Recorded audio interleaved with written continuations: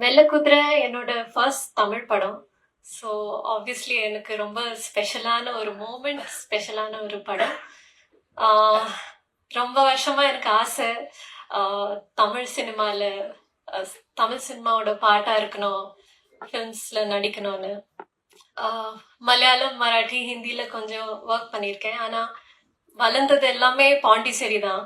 அதனால Tamil industry specifically ரொம்ப வருஷமா நான் வெயிட் பண்ணிட்டு இருந்தேன்.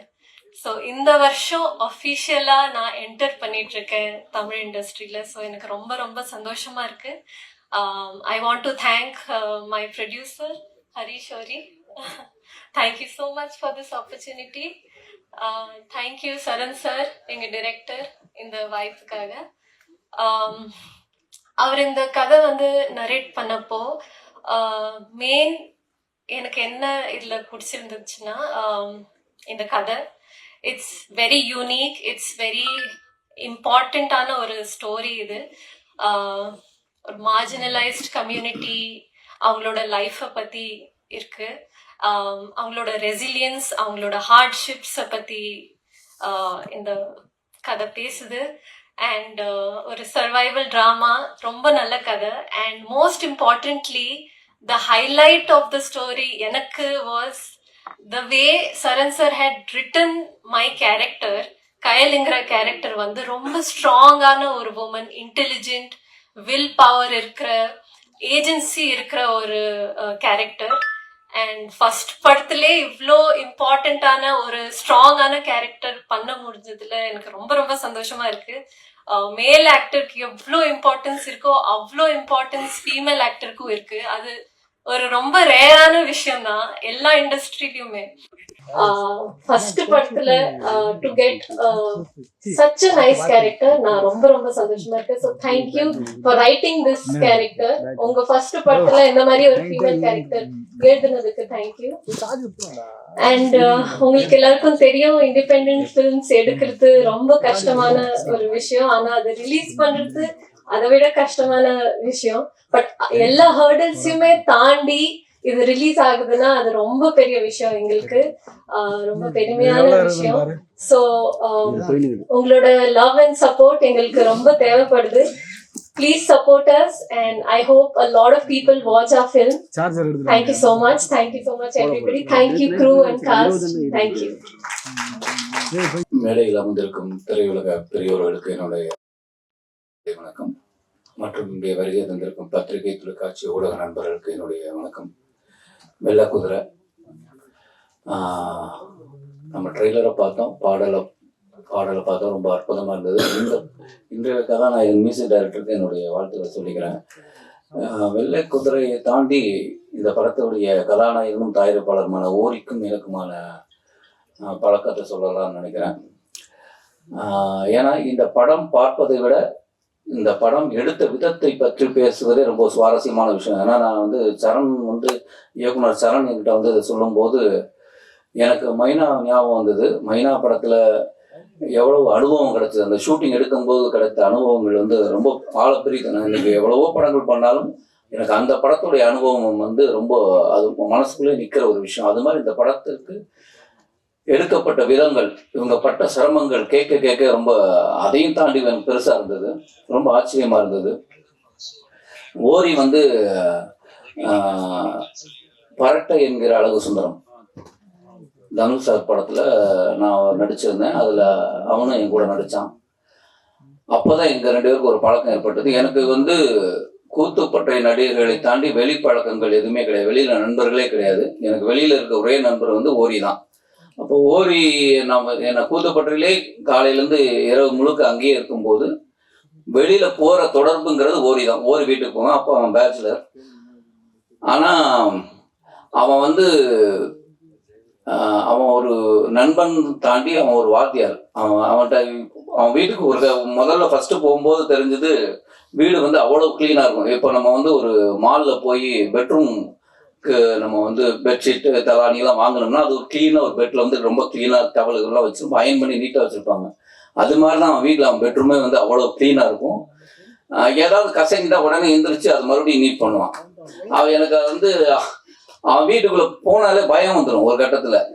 அந்த ஃப்ரூட்ஸ் வந்து இப்போ தர்பூசணி கட் பண்ணி கொடுப்பான், வந்தோடனே மாமா சாப்பிட்றா அப்படின்னு கட் பண்ணி கொடுப்பான். நம்ம என்ன பண்ணுவோம், அந்த விதையை எடுத்து வச்சுட்டு அந்த தர்பூசணி பழத்தை சாப்பிடுவோம். அவன் ஒன்று கிளாஸ் எடுப்பான், இந்த விதையில எவ்வளவு இது இருக்கு தெரியுமா, நீ விதையை சாப்பிடணும், இதை தொழுகக்கூடாது. இப்போ எனக்கு அடுத்த உடனே ஃபோக்கஸ் மாம்பழம் இருக்கும், இப்போ மாம்பழத்தையும் கொட்டையை சாப்பிட சொல்லணும் அப்படிங்கிற மாதிரி தான் இருக்கும். அவ்வளவு கிளீன். அதே மாதிரி வீட்டில் ஏசி இருக்கும், ஃபேன் இருக்கும், ஆனால் ஃபேன் போட மாட்டான், ஏசி போட மாட்டான். இயற்கையோட ஒன்றி வாழணும், அந்த இயற்கைக்குள்ளே தான் நம்ம இருக்கணுமா. இவன் வீட்டுக்குள்ளே போகிறது ஆவலாகவும் இருக்கும், அதே நேரம் ஒரு பயமாகவும் இருக்கும். அப்படி பார்த்த ஒரு நண்பன். அதுக்கப்புறம் கல்யாணத்துக்கு நான் போயிருந்தேன். 3 பிள்ளைகள். நான் கை குழந்தையா பார்த்த பொண்ணு இன்னைக்கு வந்து மேடையில் பேசும்போது ரொம்ப ஆச்சரியமா இருக்கு. அதுக்கு இடையில அந்த கை குழந்தையா இருக்குல்ல, சரி ஒய்ஃப் வந்தப்புறம் வந்து இவன் மாத்திட்டானா அல்ல அவங்க இவங்களை மாத்திட்டாங்களான்னு பார்க்கணும்னு ஒரு தடவை நான் போயிருந்தேன். குழந்தை பிறந்த போது நான் வீட்டுக்கு போயிருந்தேன். அது அதே கிளீன்ல இருக்கு. அவங்களும் வந்து பேசும்போதே வந்து ரொம்ப கிளீனா நின்று அவங்க பேசுற விதங்கள். அவங்க ஆக்சுவலி வீட்டுக்குள்ள வந்தா செருப்பு, நம்ம வெளியில செருப்பு கழட்டிட்டு உள்ள வந்தோம்னா ஒரு நிமிஷம் நேரம் பாத்ரூம் போ, காலை கழுவிட்டு வா, அதுக்கு ஒரு டவல் எடுத்து தொடச்சி அப்படித்தான் உள்ள கூப்பிடுவான். அந்த மாதிரி ஒரு ரொம்ப சுத்தமான ஆளு. அவன் பேசுறது எல்லாத்தையும் கேட்பான். அவன் இப்போ வரையும், நான் கிட்டத்தட்ட எனக்கு ஒரு 25 வருஷமான நண்பன். இப்போ ஃபோன் பண்ணாலும், இப்போ இதுக்கு வந்து முந்தானத்தை ஃபோன் பண்றான். அப்புறம் என்ன கண்ணு நல்லா இருக்கியா, தங்கச்சி எப்படி இருக்கு, பாப்பா எப்படி இருக்கா, அப்புறம் வேற அப்படின்னா, என்ன கண்ணு வாழ்க்கையில் சம்பாதிக்கிறோட குழந்தைகளை நிறைய நம்மளோட விஷயமும் குழந்தைகளை பெற்றுக்கிறது தான் அப்படின்னு ஒரு கிளாஸ் எடுக்க ஆரம்பிச்சிருவான். அவனோட எப்போ பேசினாலும் யார்கிட்ட வேணாலும் பேசினாலும் அவர் வந்து அவர் டீச்சராகவே இருப்பார். அப்படிப்பட்ட நண்பன். எனக்கு அவனுக்குமான ஒரு ரொம்ப முக்கியமான விஷயம் என்னன்னு கேட்டிங்கன்னா, இன்னைக்கு இப்போ நான் ஷூட், எனக்கு இப்போ நான் அதை விட்டுட்டு டைரக்டர்கிட்ட ஒரு 2 மணி நேரம் பர்மிஷன் கேட்டு வந்ததுக்கு ஒரே காரணம் என்னன்னா, நான் வீட்டுக்குள்ள போய் தான் ஹீரோவானேன். ஏன்னா அவனை நான் சந்திக்கிறதுக்காக அவனுடைய வீட்டுக்கு நான் போனேன். அங்க பக்கத்துல ஒரு ஆபீஸ், சினிமா ஆபீஸ். அங்க ஒரு இயக்குனர் வந்து தொட்டுப்பார பேரரசாருடைய அசிஸ்டன்ட் நந்து வந்து அங்க இருக்காரு. என்ன ஆல்ரெடி அவர் ஒரு படம், வேற ஒரு படம் பண்றதா இருந்து அப்ப நான் அவர் பார்த்துருக்கேன். இன்னும் இங்க அப்படின்னு, இல்லை சார் என் ஃப்ரெண்டு வீடு மேல அப்படின்னு. அப்படியா, சரி நீங்க ஈவினிங் ஃப்ரீயா அப்படின்னு கூப்பிட்டாரு. ஃப்ரீ தான் வாங்க அப்படின்னு சொல்லி பேசி என்ன ஸ்கிரிப்டை கொடுத்தாரு. நான் ஹீரோவா அறிமுகமானதே வந்து இவன் வீட்டில் இருந்தான். அதனால எனக்கு வந்து அது ஓரி வந்து ரொம்ப நெருக்கமான ஒருத்தன். அதனால எனக்கு வந்து அவனுடைய நல்ல விஷயங்கள் எல்லாம் என்னுடைய பங்களிப்பு இருக்கணும், என்னுடைய ப்ரெசன்ஸ் இருக்கணுங்கிறது தான். அதனாலதான் அவனுடைய திருமணத்துக்கு நான் ஷூட் பண்ணும் போது அங்கே போனேன். இதுக்கு நான் எப்படியாவது வந்துடுறேன். ஆனால் இன்னைக்கு தான் ஃபர்ஸ்ட் ஷூட்டிங் ஸ்டார்ட் பண்றோம். நான் முதல் நாள் கேட்கும் போதே வந்து சார் காலைல ஒரு 2 மணி நேரம் பர்மிஷன் அவர் நான் சொல்றேன், எனக்கு ரொம்ப முக்கியமான விஷயம். ஆனால் அதனால நான் வந்து நான் போனா போதும் எனக்கு. ஏன் அது அவன் இல்லைனாலும் அவன் வருத்தப்பட மாட்டான். ஆனால் எனக்கு ஒரு ஆசை, நான் இன்னைக்கு இந்த இடத்துல இருக்கிறேன்னா என்னமோ தெரியல, நம்ம சொல்லுவோம்ல, ஒரு நீங்க வந்து ஒரு நல்ல விஷயம்னா கோயிலுக்கு போயிட்டு போ அப்படிங்கிற மாதிரி, நல்ல விஷயம் நடக்கணும்னா ஒரு நல்லவனை பார்த்துட்டு போ அப்படிங்கிற, அப்படி ஒரு நல்லவன் தான் நான் பார்க்குற ஓரி. அதனால இந்த படம் கண்டிப்பா அவனுக்கு ஒரு அங்கீகாரத்தையும் ஒரு அதாவது படம் பேர் இவ்வளவு வாங்கிருச்சு, பேர் மட்டும் வாங்கிடக்கூடாது, பணமும் சேர்த்து வாங்கிடணும். அதுதான் என்னோட ஆசை. அது நிறைவேறும்னு நினைக்கிறேன். அப்புறம் இயக்குனர் சரண் வந்து எங்க வீட்டுல இருந்து வந்த மாதிரி தான். ஏன்னா என்னுடைய முதல் தயாரிப்பான குற்றமே தண்டனையில மணிகண்டனுடைய அசிஸ்டண்ட். கிட்டத்தட்ட அந்த படம் 1 வருஷம் ஆகும்போது என்னுடைய அலுவலகத்திலே இருந்து வந்த ஒரு பையன். எனக்கு திடீர்னு அந்த படம் முடிஞ்சதுக்கு அப்புறம் நான் சரணை சந்திக்கவே இல்லை. திடீர்னு இவன் எனக்கு ஓரி வந்து சொல்றான், அப்படி ஒரு படம் ஒன்று பண்ணிருக்கேன், நீ பாக்குறியா அப்படின்னா, நான் ஒரு ட்ரெய்லர் தான் அனுப்புறேன்னு. அப்படி வந்து எனக்கு சரண் வந்து பார்க்க, நீ என்ன பண்ண, நான் தான் சார் படத்தோட டைரக்டர் அப்படின்னா. எனக்கு இந்த ட்ரெய்லர் பார்த்தேன், பாடல் பார்த்தேன், இந்த கதையை பத்தி ஒரு அனுபவம் இருக்கு. நான் அந்த படத்தை விட்டுட்டு எனது விருதுகள் போயிடுச்சு. அவன் என்ன எடுப்பான்னு எனக்கும் தெரியும், இவன் என்னோட டேஸ்ட் என்னன்னு எனக்கு தெரியும். அதை தாண்டி இந்த படமாக்கப்பட்ட விதத்திற்கு அங்க பட்ட சிரமங்கள் இவங்க அது எனக்கு சொல்ல எனக்கு ரொம்ப ஆச்சரியமா இருக்கு. ஏன்னா நாங்க ஆக்சுவலா பிரபுசாலம் சார் வந்து படம் முதல்ல பண்ணும்போது நம்ம இப்படி போலாம் அப்படி போலாம் சில ஐடியா கிடைக்கும், நம்ம பயம் வந்துடும். ஐயோ எதுவுமே இல்லாம நம்ம எப்படி, ஏன்னா முதல்ல மைனா போகும்போது இங்கதான் தங்க போறோம்னு பார்த்தா ஒரு பாலடைஞ்ச ஹோட்டல், அது ஒண்ணுமே இல்லை. அதை வந்து இது நம்ம ஒரு பெட்டு போட்டுக்கலாம், இங்க தங்கிக்கலாம், நானும் தம்பியும் இப்படி பாக்குறோம். லொகேஷன் பார்க்கும்போது நம்ம போயிட்டோம், 2 பேரும் இங்கதான் தங்க போறோமா, ஏன்னா அது கரப்பாம்பூச்சி ஓடுது அப்படி ஓடுது, ஏன்னா வேற வழியெல்லாம் அங்க இருந்து தான் பண்ணணும். சரி இப்படிதான் நினைச்சா, ஆனா எங்களுக்கு சௌரியமெல்லாம் நடந்தது. எங்களுக்கு சௌரியமா நிறைய விஷயங்கள் அவங்க ஹெல்ப் பண்ணாங்க. இவங்க சொல்ற அளவுக்குலாம் கஷ்டமே படலை. நான் கூடவே பார்த்தேன். ஆனா இந்த படத்திற்கு வந்து அவங்க பட்ட கஷ்டங்களை சொன்னாங்க. எனக்கு அவ்வளவு சுவாரஸ்யமா இருக்கு. எனக்கு அதையே இவங்க வச்சிருக்காங்க தெரியல, அது மேக்கிங் வீடியோ அதுவே ஒரு சுவாரஸ்யமான ஒரு விஷயமா இருக்கும் நான் நம்புறேன். ரொம்ப நன்றி. இந்த படம் வந்து கண்டிப்பாக ஒரு மிகப்பெரிய வெற்றி அடைங்கிற எனக்கு ஒரு நம்பிக்கை இருக்கு. எல்லாரும் இப்ப மன்னிச்சுங்க, எனக்கு ஷூட்டிங் இருக்கு, அதனால நான் கிளம்புறேன். நீங்க யாரும் தப்பா எழுதக்கூடாது. Thank you sir.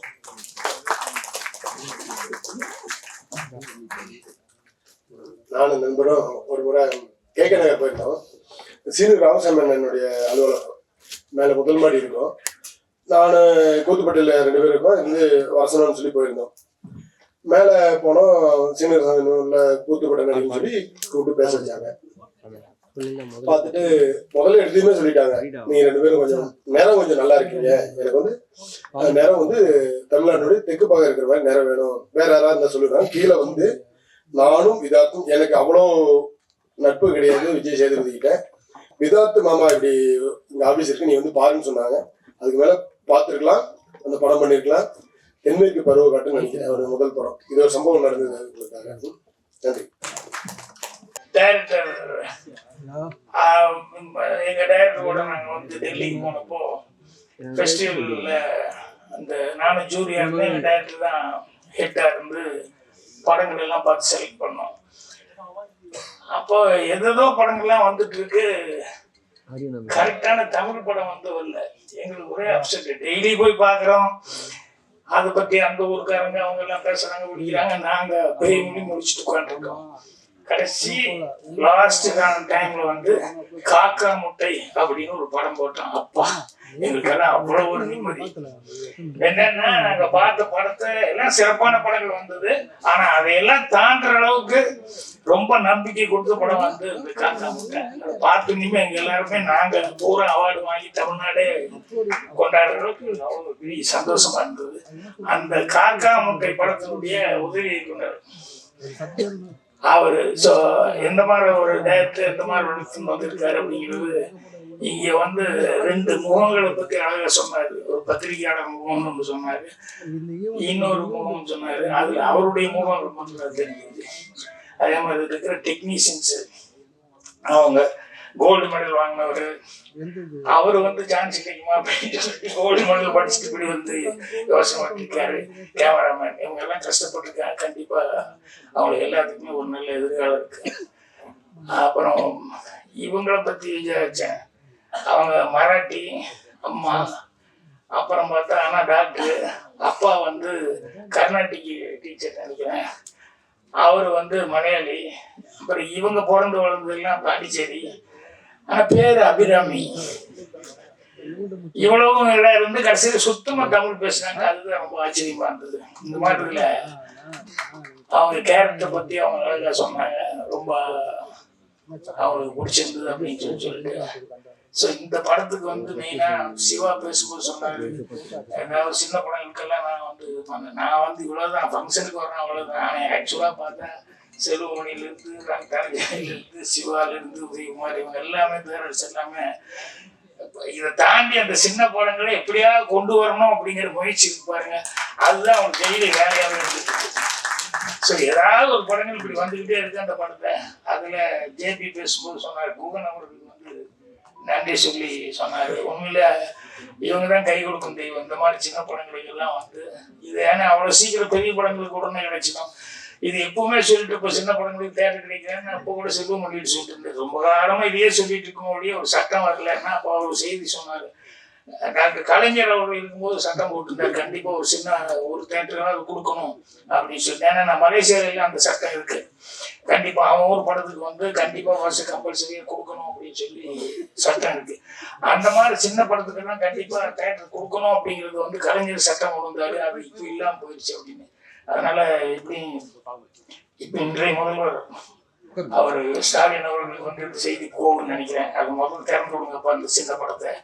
ஏன்னா எலெக்ஷன் உடனே பண்ணிடுவாங்க. இந்த மாதிரி நேரத்துல இதெல்லாம் ஞாபகப்படுத்தணும். அவங்களுக்கு இந்த சின்ன படங்களுக்கு எல்லாம் உதவி கொடுத்துட்டு இருக்குது. ஆக்சுவலா கூவன் மாதிரி இவங்க எல்லாம் தான் வந்து செஞ்சுட்டு இருக்காங்க. ஸோ இந்த மாதிரி இருக்கிறது பத்திரிகையாளர் முதல்ல அவங்க வந்து இந்த மாதிரி சின்ன படங்களுக்கு வந்து அவங்க சொல்லும்போது இன்னொரு வார்த்தை சொன்னாரு, கண்டிப்பா உங்களுடைய ஆதரவு, படம் உங்களுக்கு பிடிச்சிருந்தா ஆதரவு அப்படின்னு கான்ஃபிடன்ட் நானே ஃப்ரெஷ் ஷோ முடிஞ்சே வந்து அடுத்த எல்லாரும் ஒரு பார்ட்டி மாதிரி கலந்துக்குவோம். அப்ப படத்தை பத்தி மட்டும் பேசுவாங்கன்னு சொல்லுவேன்.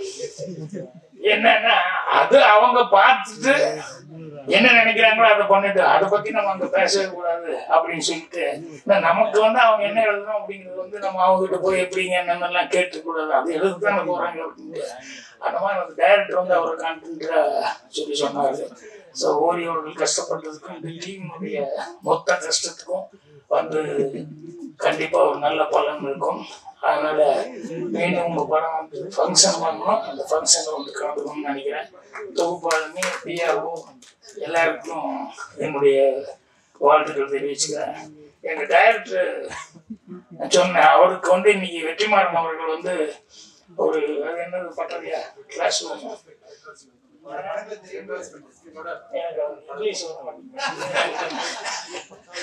சாதாரண ஒர்க் ஷாப் அது இதுன்னு சொல்லுவாங்க இல்லையா, அந்த மாதிரி ஒரு நல்ல ஒரு விஷயத்த வந்து பண்ணிக்கிட்டு இருக்காரு. ஏற்கனவே அவர் குருநாதர் பாலு மகேந்திர சார் பண்ணாரு, இப்போ ஏன் குருநாதர் வந்து பண்ணிட்டு இருக்காரு. நேற்று அதை ஸ்டார்ட் பண்ணாங்க. நேற்று நான் போக வேண்டியது இல்லை, நீங்க நாளைக்கு வாங்க கைதியின் தேதி பண்ண போறோம் அப்படின்னு சொல்லி சொன்னதுனால இப்போ அதில் போய் கலந்துக்கிறதுனால தான் நான் கொஞ்சம் நடுவுலேயே பேச வந்துட்டேன். மற்றபடி எல்லாருக்கும் என்னுடைய மனமார்ந்த வாழ்த்துக்களையும் தெரிவிச்சுக்கிறேன். நன்றி, வணக்கம். ஹாரிஸ் அவரே கதாநாயகன், அவரே ப்ரொடியூசர். இந்த கதைக்கு சில ப்ரொடியூசர் அவங்க நடிப்பாங்க, ஆனா ஆசிக்கு நடிச்ச மாதிரி தெரியும். இது அப்படி இல்லை, இந்த கதைக்கு கரெக்டா ஆப்டர் இயக்குனர் சரண்ராஜ், செந்தில்குமார் கரெக்டா சொல்லிட்டேன்னா அவங்க இடையில பாடலாம் குறைப்பிட்டாங்க. சிறந்த இயக்குனர், சிறந்த இயக்குனர்னு நீ படம் ரிலீஸ் ஆகி பார்த்து தான் சொல்லணும்ல, ஏற்கனவே நிறைய அவார்டு வாங்கியிருக்கு, நிறைய அவார்டுகள் வாங்கியிருக்கு. திருப்பி ரிலீஸ்க்கு அப்புறம் உங்களுக்கு அவார்டு கிடைக்கும் சார். இன்னொன்று அவர் இருந்த இடம், அவரோட குருநாதர், எனக்கெல்லாம் குருநாதன் தான் ஏன் சொல்லவே மாட்டேங்கிறாங்க. இங்கே வேலை பார்த்துக்கிறாங்க, இங்கே ஃபேக்ட்ரி வேலை பார்த்த மாதிரி. முன்னெல்லாம் பாரராஜா ரெண்டு குருநாதர் அப்படின்னு பாக்கியராஜ் சொல்லுவார், பாக்கியராஜ் ரெண்டு குருநாதன் பாண்டியராஜன் சொல்லுவார், பாத்திமன் சார் சொல்லுவார், நம்ம ஜெயபிரகாஷ் வந்து ரெண்டு குருநாதர் பாரராஜா சொல்லுவார். இப்போ நம்ம சிலமணி சார் மணிவண்ணன் குருநாதர் சொல்லியிருப்பார். இப்போலாம் டைரக்டராக எங்கே ஒர்க் பண்ணீங்க, நான் இவர்கிட்ட வேலை பார்த்தேன், அவர்கிட்ட வேலை பார்த்தேன், புல்வெளி போகிற மாதிரி போச்சு. அந்த நேரத்தில் அவர் சொல்லும்போது அறிமுகப்படுத்தும் போதே, சார் நான் மணிவண்ணனோட உதவியாளர் சார், இல்லை சார் மணிகண்டன் உதவியாளர், பரவாயில்ல தன்னுடைய குருநாதர் பேரை சொல்லி தன்னை அறிமுகப்படுத்துகிறாங்கும்போது அங்கேயே அவங்க மேலே மேற்புற மரியாதை சார். இன்னொன்று அவங்க எனக்கு பிடிச்ச இயக்குனர்ல மணிகண்டன் ஒருத்தர், காக்கா முட்டை தேசிய அவார்டு வாங்கிச்சு. அடுத்து கடைசி விவசாயி, அதுவும் தேசிய அவார்டு வாங்கிச்சு. கடைசி விவசாயி வந்து தமிழ்நாட்டில் பிறந்த எல்லாரும் பார்க்க வேண்டிய படம், ஒவ்வொரு விவசாயம் பார்க்க வேண்டிய படம். சில படங்களுக்கு சமுதாய அக்கறையோடு எடுக்கப்பட்ட படம், சில படத்துக்கு தான் தேசிய அவார்டு கிடைக்கும், சில லவ் ஸ்டோரி கிடைக்கும், ஃபேமிலி ஸ்டோரிலாம் கிடைக்கும், சில படங்கள் சமுதாய அக்கறையோடு எடுத்த படத்துக்கு கிடைக்கும். அப்படி கிடைச்சது தான் கடைசி விவசாயி. அதில் ஒரு சின்ன வருத்தம் அப்படின்னா, ஒரு நல்ல கதையை சொல்லி ஒரு நேஷனல் அவார்டு வாங்கின இயக்குனர் மணிகண்டன் அந்த மத்திய அரசு மதித்த அளவுக்கு நம்ம தமிழ்நாட்டில் அவர் வந்து கௌரவிக்கல. யாரும் அவர் வாழ்த்து சொல்ல பார்த்து சொல்ல. அப்போ ஒரு கலைத்துறையில தேசிய அவார்டு வாங்கின ஒரு இயக்குனருக்கு, நடிகருக்கு, கலைஞருக்கு வாழ்த்து சொல்றது நம்ம அரசாங்கத்தோட கடமை. ஒரு விளையாட்டுத்துறையில போய் சாதிச்சு வந்தா நம்ம வரவழைச்சு, சிஎம்ஏ வரவழைச்சு அவங்க வாழ்த்துறாங்க. மணிகண்டனை யாரும் கண்டுக்கல, ஆனா இயக்குனர் சங்கம் வாழ்த்து தெரிவிச்சது. நாங்க அவரை வரவழைச்சு பாராட்டுறதுக்கு நாங்களோட பேர் கேட்டோம் சார். அப்போ அந்த ஊர்ல இல்லை. அவர் திரும்ப அவருக்கு அப்புறம் திரும்ப கூப்பிட்டோம். அவர் கொஞ்சம் அவாய்ட் பண்ணார். ஏன்னா அவருக்கு ஏதோ ஒரு காயம் இருந்திருக்குன்னு நினைக்கிறேன். இப்போ முதலமைச்சர் வந்து வேற எந்த ஏக்கருமே வீடு கூப்பிடுறதில்ல, எந்த ஏக்கருமே பாராட்டுறதுன்னா கேட்க போறதில்ல. நீங்க சில இயக்குநரை வீட்டில் வரைச்சு பாராட்டும் போது ஒரு தேசிய அவார்டு வாங்கின இயக்குனர் நீங்க கௌரவிக்கணும் இல்லையா? செய்தித்துறை அமைச்சர் இருக்கிறதுல குறைந்தபட்சம் அவங்களாவது அவங்கள கௌரவிக்கணும். அப்போ தேசிய அவார்டு வாங்கின ஒவ்வொரு கலைஞனும் பாராட்டுறது அது இந்த ஆட்சி அந்த ஆட்சியும் இல்லை, எந்த ஆட்சியாக இருந்தாலும் சரி அந்த அரசாங்க கடமை. ஏன்னா தமிழ்நாட்டு ஒரு கலைஞர் வந்து கௌரவத்தை எடுத்துட்டு வரான், ஒரு பெருமையை கொண்டு வரான். அவ யார் பாராட்டுறது? சினிமாவுக்கு நாங்களே பாராட்டிக்கிறதா? இப்போ நான் பாராட்டினாலும் ஒண்ணுதான், சிறுமன் சார் பாராட்டினாலும் ஒண்ணுதான், உதயகுமார் பாராட்டினாலும் அங்க எங்க குடும்பத்து சகோதரர்ல சோகத்து எங்க குடும்பத்து உறவுல நாங்களே பாராட்டிக்கிற மாதிரி அது அவ்வளவு பெருமை இருக்காது. அரசாங்கம் பாராட்டும். ஏன் சொல்றேன்னா அடுத்து ரெடியா இருக்காரு, எங்க சரண்டா ரெடியா இருக்காரு. கண்டிப்பா இந்த வெள்ளக்குதிரைக்கு அவர் அவார்டு வாங்குவார். அப்ப சமூகம்ல ஒரு அங்கீகரிக்கணும். சமூகம் ஒரு நல்ல கருத்துள்ள படம், ஒரு கலாச்சார சீர்வ வைக்கிற படம், ஒரு தவறான கருத்து சொல்ற படம், வன்முறை சொல்ற படம், இதுக்கெல்லாம் கோவப்படும்ல. அப்ப இதுக்கெல்லாம் கோவப்படும் போது ஒரு நல்ல படம் வந்தா அதை ஆதரிக்கணும் சார். அப்பதான் இதுக்கெல்லாம் கோவப்படுறதுக்கு நமக்கு அர்த்தம் இருக்கு.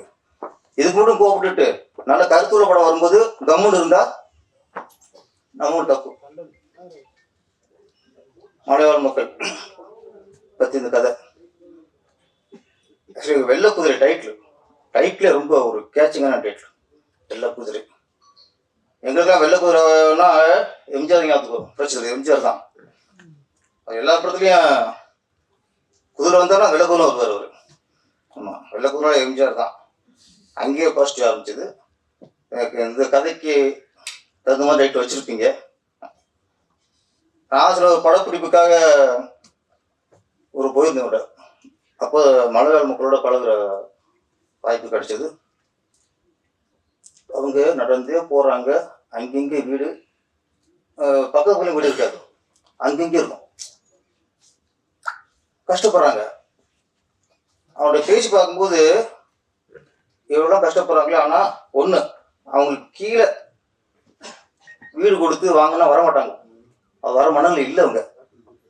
ஏன்னா அவங்களுக்கு அந்த இடம், அந்த சூழல், அவங்களுக்கு அந்த அந்த மக்கள் தான் இங்கேயே வர்றதுக்கு சந்தோஷப்படுறாங்களே தவிர கீழே வர்றதுக்கு அவங்க பயப்படுறாங்க. உண்மை, பயப்படுறாங்க. ஏன்னா அங்கே நிம்மதியாக வர்றாங்க சார். அங்கே டாஸ்மாக்லாம் இல்லை, இல்லையா? அங்கே லஞ்சம் கூட இல்லை. அவங்க நிம்மதியாக வாழ்றாங்க. அவங்க கூட இங்கே உள்ள விடுச்சிங்களே, ஏன் உள்ள விட்டோன்னா அவனை அடிப்பாங்க. ஏன்னா எங்கே ஒன்று விட்டுன்ட்டு அவங்களுக்கு அவ்வளோ மோசமா இருக்கு. அதில் அவங்க தெளிவாக தான் இருக்காங்க. நீ போட்டா ரோடு போட்டா போடு, நான் வந்துக்கிறேன். நீ ரோடு போடலையா பரவாயில்ல, நாங்கள் இங்கே இருந்துக்கிறோம். அவங்களுடைய சூழல் அவங்களுக்கு நிம்மதியாக தெரியுது, அவங்க சந்தோஷமா இருக்காங்க. அப்புறம் இந்த படம் பார்க்கும்போது ஒரு விஷயம் பாராட்டணும் சரண்ராஜ் அவர்களை. ஆர்டிஸ்ட் செலக்ஷன் எல்லா பேரும் கரெக்டா இருந்துச்சு. கதாநாயகிலிருந்து ஒரு இளம் வில்லன் சொல்லுங்க சார். சின்ன வயசு மணிவண்ணன் மாதிரி வந்து பிடிச்சிருக்காரு சார். கரெக்டா அது பார்த்தோன்னா அது ஒரு இளம் வயசு மணிவண்ணன் மாதிரியே இருந்துச்சு. நிறைய கரை எல்லாம் ரொம்ப கரெக்டா இருந்துச்சு. கதாநாயகி நாங்க டவுட் அவங்க தான் இவங்களான்ட்டு. ஆமா, அபிராமி அந்த அளவுக்கு கரெக்டா அந்த மலையாள மக்கள் மாதிரியே கொண்டு வந்திருந்தாங்க. இந்த ஆர்டிஸ்ட்ங்கிறது ரொம்ப சவாலான விஷயம். கமர்ஷியல் படத்துக்கு வேற, அங்கே கதாநாயகெல்லாம் ஈஸியாக பிடிச்சிக்கும். என்னோட படத்துக்குலாம் திருசா இல்லைன்னா நயன்தாரா இல்லைன்னா அஸ்வின் இல்லைன்னா கீர்த்தி சுரேஷ், இப்படி சைஸ் தான். எஸ் முத்தரமன் சார் இருக்கட்டும், இயக்குனர் ராஜசேகர் சார் இருக்கட்டும், எஸ் ரவிக்குமார் சாராக இருக்கட்டும், கமர்ஷியல் இயக்குனருக்குலாம் கதாநாயகிகளை தேர்ந்தெடுக்கலாம் ரொம்ப ஈஸி. அந்த நேரத்தில் யாருக்கு மார்க்கெட் இருக்கோ அவங்க தூக்கி நான் உள்ளே போட்டுவோம். ஆனால் அந்த வாழ்வியல் படத்தை எடுக்கிறாங்கல்ல, அவங்களுக்கு வந்து இந்த கதாநாயகிகள் செலக்ஷன் ரொம்ப ரொம்ப கஷ்டம். அவங்களுக்கு ரொம்ப மெனக்கிடுவாங்க. ஏன்னா அவங்களுக்கு அவங்க அந்த கதைக்கு ஏற்ற மாதிரி அந்த கதைக்கு எந்த அந்த கதாநாயகி என்ன கேரக்டர், என்ன கதாபாத்திரம், அது தேடுவாங்க. செல்வன் சார்லாம் கேப்டன் பிரமாரில் ரூபினி இல்லைன்னா ராதா போட்டுக்கலாம், இல்லைன்னா அம்பிகா போட்டுக்கலாம். ஆனால் செம்பருத்திக்கு அப்படி முடியாது. செம்பருத்திக்கு தேடிப்பார், நிறைய பார்த்துருப்பாரு. அப்போ செம்பருத்தியில் அந்த கதாநாயகிக்கு அவருடைய கதாபாத்திரத்துக்கு அவங்க மனசு நினச்சிப்பார்ல, அதுக்கு தகுந்த மாதிரி ஒரு உருவம் வேணும். அப்படி தேடும்போது அவர் ரோஜாங்கிற ஒரு கதாநாயகி பிடிக்கிறார். கரெக்டா சார்? தப்பா சொல்லக்கூடாது. ஏற்கனவே தெரிஞ்சு பிடிச்சிருந்தாருன்னா நான் மட்டும் ஆகிடுவேன். கதாநாயகி தேர்ந்து பிடிச்சதுக்கு அப்புறம் பிடிச்சிக்காது, அது வேற விஷயம். அது செகண்ட் பார்ட் இருக்காது. அது மாதிரி உதயகுமார் சார், ஆமா, அவரு கமிஷன்ல இப்போ விஜயகாந்த் படத்துக்கு சுகனி அப்படி போயிருக்கலாம். பொண்ணுமணி அப்படிங்கும்போது அதுக்கு ஒரு கதாநாயகி தேவைப்படும். அப்போ யூஸ்வலா உள்ள கதாநாயகி போட முடியாது. அப்போ புதுசாக தேடுவார். அப்போ தேடினதான் சௌந்தர்யா. என்ன சார், நான் சபையிலே கேட்டுக்கணும், இப்போ பேர் பொய் சொல்லலாம் சொல்லக்கூடாது. அது மாதிரி இப்போ பாலராஜ சார் படம் மண்வாசனை. மண்வாசனைலாம் ரேவதியை தவிர வேற யாரும் நினைச்சு பார்க்க முடியாது.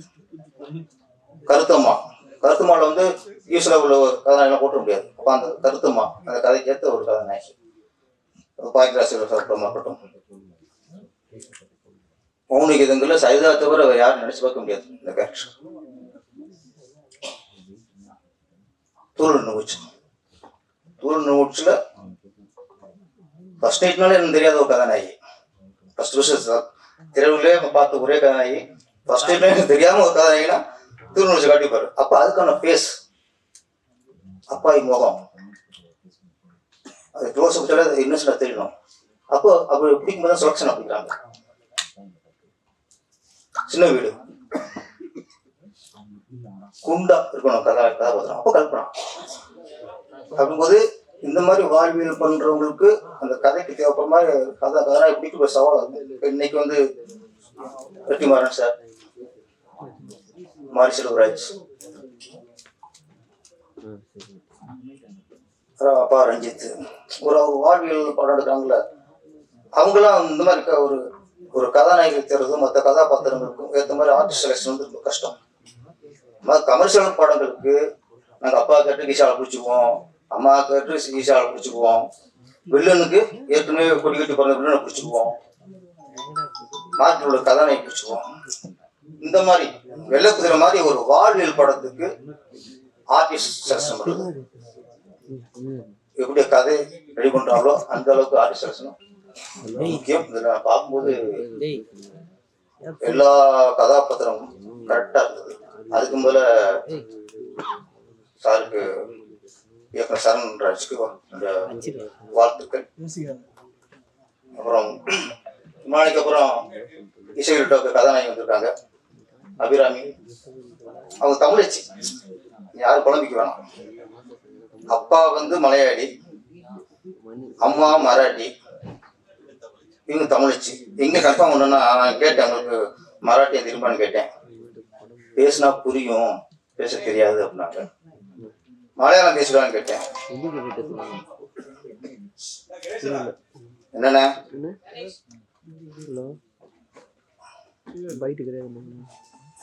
கட்டாயிச்சு மலையாளம் கதாநாயகி பேசும்போது தான் விட்டு கட்ட போறது. அப்போ அப்பா மலையாளி, உங்களுக்கு மலையாளம் பேச தெரியுமா கேட்டேன். மலையாளம் யாராவது பேசினா புரியும், எனக்கு பேச தெரியாது அப்படின்னு. தமிழ் நல்லா பேசுவாங்க, உங்களுக்கு புரியாது, என்ன புரியும். நீங்க இப்ப பேசி கேட்டீங்களா, இப்ப நல்லா பேசுவாங்க. அதனால அவங்களுக்கு மலையாளம் பேச தெரியாது, மராட்டியும் பேச தெரியாது, தமிழ் பேச தெரியும். எங்களுக்கு தமிழ்நாட்டில் தமிழ் பேசினாலே நாங்கள் தமிழ் ஒத்துக்கோம், தமிழ் ஒத்துக்கோம் சார். ஹரிஸ்வரி, ஓகே, வெள்ளை குதிரை அந்த படம் மிகப்பெரிய வெற்றி அடைஞ்சு நீங்கள் பெரிய புடிச்சராக வந்துடணும், நான் நடிகராக வந்துடணும், நிறைய நடிகரை உருவாக்கணும், நிறைய புது புது இயக்குநர்களையும் உருவாக்கணும். இந்த படம் வெற்றியடைய இந்த வாழ்த்துக்கள். நன்றி, வணக்கம். பேரரசன் சொல்லும் போது சொன்னாங்க, பேரரசு பேசின கட்சியில என்ன பேசுறதுன்னே தெரியல. இயக்குனர் சரண் வந்து பேசும்போது பேரரசு மாதிரி இருந்தது. பட பட பட பட பட பட பட படன்னு ஒரு வேகமாக பேசினவர்.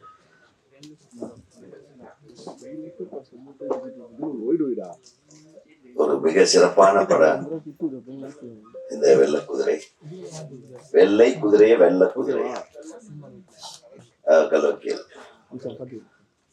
வெள்ளை குதிரை தான் அது. பாக்கியராஜ் சார் சொன்னாரு, அவங்க கிழக்கு சீமையில கதையை எப்படி பண்ணாங்க, எத்தனை இடத்துல ரூபை மாத்தி டிஸ்கஸ் பண்ணி கதையை பண்ணது சொன்னாங்க. கிழக்கே போகும் ரயில். அதே மாதிரி நம்ம செல்வமணி கதை பண்ணாருன்னா ஒரு 10 நியூஸ் பேப்பர் பார்ப்பாரு. அந்த 6 மாசத்துல என்னென்ன நடந்தது அது எல்லாத்தையும் பிட்டா வச்சு ஒன்னா ஒட்டி அதுக்கு ஒரு கதையை உருவாக்கிடுவார். இந்த வீரப்பன் கதை, ஆட்டோ சங்கர் கதையெல்லாம். சரி, இதெல்லாம் ஈஸி அப்படின்னு நினைக்காதீங்க. அது ரொம்ப ரொம்ப சிரமம். அதுவும் கெட்டக்கூடாது, சொல்ற ஃப்ளோவில் ஒரு கதையும் கெட்டக்கூடாது. ஸோ அந்த 2 விஷயங்களையும் அதே மாதிரி புதுசா ஒரு கதையை உருவாக்குறதுன்றது பாருங்க, பாக்கியராஜ் சொன்ன மாதிரி ஃபர்ஸ்ட் ஹாஃப் வந்துடும். அதுக்கப்புறம் கிளைமேக்ஸ் எப்படி பண்றதுன்றது அது கிட்டத்தட்ட 1 வருஷம் கூட எடுத்திருக்காங்க. நான் சில படங்களுக்கு கிளைமேக்ஸே வராமையே ஷூட்டிங் போயிடுவேன். அது போற போக்கில் வந்துடும் கிளைமேக்ஸ். ஷூட்டிங் எடுக்கும் போதே அது ஒரு நாள் திடீர்னு தோணும். அது ஒரு நல்ல ஃப்ளோ இருக்கிற கதைக்கு ஒரு நல்ல கிளைமேக்ஸ் எப்படி இருக்கும். ஒரு அதாவது முதல்னு ஒன்று இருந்தா ஒரு முடிவு ஒன்று கண்டிப்பா இருக்கும். அந்த முடிவு சரியான முடிவை நம்ம தேர்ந்தெடுக்கிற இடத்துல தான் நம்ம இருக்கிறோமே தவிர எல்லா உணர்வுகளுக்கும் ஒரு முடிவு இருக்கு, எல்லா நிகழ்வுகளுக்கும் ஒரு முடிவு இருக்கு. ஆனா இந்த பயலுக மிகப்பெரிய ஆளுங்க. ஒரு ஊரை கூட்டு போய் ஒரு மலையை காட்டி அதாங்க கோயில், இதாங்க தெரு, இதை வச்சு ஒரு கதை பண்ணுங்கன்னா என்னால் ஒல்லுடாது. அதுல ஒரு கதையை உருவாக்கியிருக்கான அந்த வேகம், நம்ம ஜெயிக்கணுங்கிற அந்த ஒரு வைராக்கியம், கிடைக்கிற கதையை படமா எடுக்கிறது வேற. கிடைக்கிற தயாரிப்பாளர்கள் நடிகர்களை வச்சு ஒரு கதையை உருவாக்குறது வேற. ஆனா கிடைக்கிற ஒரு காட்டுற ஒரு இடத்த பார்த்து ஒரு கதையை ஒருத்தன் உருவாக்கிருக்குன்னா ஹேட்ஸ் ஆஃப் டு யூ. ஏன்னா இது சாதாரணமான விஷயம் இல்லை. அப்ப அந்த இடத்த போய் அதுல வாழ்ந்து அதுல இருக்கிற விஷயங்கள் என்ன பயங்கரமான அளவு. எனக்கு கூட ஏதாச்சும் ஒரு பாறை ஏதாச்சும் காட்டுங்க. இவரை நம்பி யாராச்சும் வாய்ப்புக்கு போலாம். ஏன்னா அவர் அப்படியே கூட்டு போய் இந்த ஆத்தை காட்டி இதை பார்த்து ஒரு கதை பண்ணுங்கன்றுவார். ஒரு நிலத்தை காட்டி இது ஒரு நல்ல விஷயம், ஒரு நல்ல இன்ஸ்பிரேஷன் நீங்க கொடுத்துருக்கீங்கன்றது நான் பாராட்டுறேன் உண்மையிலுமே. ஆனா கண்டிஷன் போட்டீங்க பாருங்க, நான் தான் கதாநாயகன்னு அங்கதான் அவன் சிக்கியிருப்பான். ஆஹா, அதையும் ஒரு சேலஞ்சா எடுத்து பாத்தீங்களா. சோ ஒரு இயக்குனர் முதல் படம் பண்றதுக்கு எந்தெந்த விதமான சோதனைகள் வரும்ன்றது நல்ல யோசனை பண்ணி பாருங்க. நல்ல வேளை நான் படம் பண்ணும்போது எங்க தயாரிப்பாளர் இருக்கு பாருப்பா, பிரபு கார்த்திக், இந்த 2 பேர்த்த வச்சு ஒரு கதை பண்ணு. கண்டிஷனே தான். மணி ஐயர்னு ஒருத்தர் என்னை கூப்பிட்டாரு, நீங்க தான் இந்த ஊமை வெளிகள் எல்லாம் கூட ஒர்க் பண்ணீங்களா? ஆமா சார், இப்போ இந்த பிலிம் இன்ஸ்டியூட்னா கொஞ்சம் மார்க்கெட் இருக்குது, சரி ஒரு படம் பண்ணலாம். சரிங்க, கண்டிஷன் நம்பர் 1 பிரபு கார்த்திக் 2 பேர் அவங்க வச்சு ஒரு கதை பண்ணி, அது சாதாரணமா முடியுமா? அது 2 ஆங்கிள் இருப்பாங்க. பிரபு ஒரு ரேஞ்சு, கார்த்திக் ஒரு ரேஞ்ச். அப்புறம் அதுக்கு கதையை பண்றதுக்கே கிட்டத்தட்ட ஒரு 2-3 மாசம் ஆயிடுச்சு. அதுக்கப்புறம் 2வது கண்டிஷன் போடுறேன், இந்த கதையை போய் அவங்க 2 பேர்த்துக்கு சொல்லி அவங்க ஓகே என்னதான் பட ஆரம்பிப்பேன். எவ்வளவு பெரிய கஷ்டமான விஷயம் பாருங்க. அப்புறம் முதல்ல யார் ஓகே சொல்லுவாங்க அப்படின்ட்டு ஒரு ஐடியா பண்ணி நான் நண்பர் நித்யானந்தம் நம்ம டீமோட போய் பிரபு சார் சின்ன தம்பி பெரிய தம்பி ஷூட்டிங். அப்போ செல்வமணி எங்கள் அசிஸ்டண்டாக இருக்கார். கரெக்டாக எங்கள் நம்ம மாதம்பட்டியில் அந்த டனல் எங்கேயோ எல்லாம் ஏறி ஏதோ ஒரு சீன் எடுத்துகிட்டு இருக்காங்க நதியாகூர். அப்போ பிரபு சார் கொஞ்சம் ஃப்ரீ. அப்புறம் பிரபு சார் கூப்பிட்டு இருந்தார். அங்கே போய் ஓப்பனிங் கொஞ்ச நேரம் கதை சொன்னேன். பிரபு சார் அவர் பிரபு சார் கதை கேட்குற அந்த அந்த இது நல்லா இருக்கு கட்டி பிடிச்சி ஐ எம் டூயிங் அப்படின்ட்டாரு. அவ்வளோதான். ஸோ எனக்கு உங்களுக்கு எப்படி இவர் கிடைச்சாரோ, அதாவது இவருக்கு எப்படி நீங்க கிடைச்சிங்களோ, அந்த மாதிரி எனக்கு பிரபு சார் கிடைச்சார். வித்தவுட் பிரபு நான் இன்னைக்கு இந்த மேடையில் நின்றுக்க மாட்டேன். நான் டைரக்டரே ஆயிருக்க முடியாது. நான் அவர் ஓகே சொல்லிட்டாரு. அவர் ஓகே சொல்லிட்டாருன்னு மணியாகிட்டு சொன்னோடனே அப்போ வாங்க அடுத்தது கார்த்திக் போய் சொல்லுங்கண்ணே. நான் கார்த்திக் அப்போ பிடிக்கிறதே ரொம்ப நாள் கஷ்டப்படுறேன். ஏன்னா கார்த்திக் வந்து 2வது படம் இளஞ்சோடிகள், ராமநாராயண் சார் படம் அதானது. அது நம்ம அந்த பட ஷூட்டிங்கில் நம்ம போய் பார்க்குறேன். அதுக்கப்புறம் அல்ல, அதுக்கு முன்னாடியே நான் டைரக்டர் ஆகிறதுக்கு முன்னாடியே நேரம் வந்தாச்சுன்னு ஒரு படம் அவர் கூட ஆச்சு. அந்த படத்தில் அவர் நடித்தார். 2வது படம், அதுவும் 2வது படம் 3வது படம். அந்த டைரக்டர்கிட்ட நான் அசிஸ்டண்ட்டாக ஒர்க் பண்ணேன். என்னை மேத்தா சார் சேர்த்து விட்டார். அப்போ இருந்து எனக்கு முரளின்னு தான் அவர் தெரியும். முரளின்னு ரொம்ப ரொம்ப க்ளோஸ் ஃப்ரெண்ட் ஆகிட்டோம். ஆனால் ஃப்ரெண்ட்ஷிப்புகளுக்கு தான் அவர் வந்து மரியாதையே கொடுக்க மாட்டார். தேடி போனாலும் கண்டுபிடிக்க முடியாது. அப்பவே அப்படிதான் கார்த்திக். ஆனால் பார்த்துட்டா உதய் ஏய் கமான் என்ன இப்போ படம் பண்ணலாம் நீ அப்பவே சொன்னீங்க. நான் ஃபில்ம் இன்ஸ்டியூட்ல படிக்கும் போதே நம்ம பண்ணலாம்னு வாங்க கதையை சொல்லுங்க அப்படின்னு கதை சொன்ன உடனே ஆச்சரியம் என்னன்னா கார்த்திக் கட்டி பிடிச்சா ஐ எம் டூயிங் இட். அந்த கேரக்டர் பிரபு பண்றாரு. பிரபு சூப்பர், பிரபு கார்த்திக் டிஃப்ரெண்டா இருக்கே காம்பினேஷன் சார். இது அனௌன்ஸ்மெண்ட் வந்த உடனே மணிரத்னம் அதே காம்பினேஷன் அனௌன்ஸ் பண்றாரு. நம்ம போராத காலம் நான் 1.25 வருஷம் எடுத்தேன். அவர் 6 மாசத்துல முடிச்சார். நாங்க தாண்டி வந்த கதைகளை விட அந்த கதையை உருவாக்கி நம்ம டைரக்டரான கதையை சொன்னாவே எல்லாம் மயக்கம் போட்டு விழுந்துருவீங்க. ஸோ நீ ஓரளவுக்கு மலையை பார்த்து ஆளை பார்த்து ஒரு கதை எழுதிட்டேன். வாழ்த்துக்கள் சார். இது சாதாரண விஷயம் இல்லை.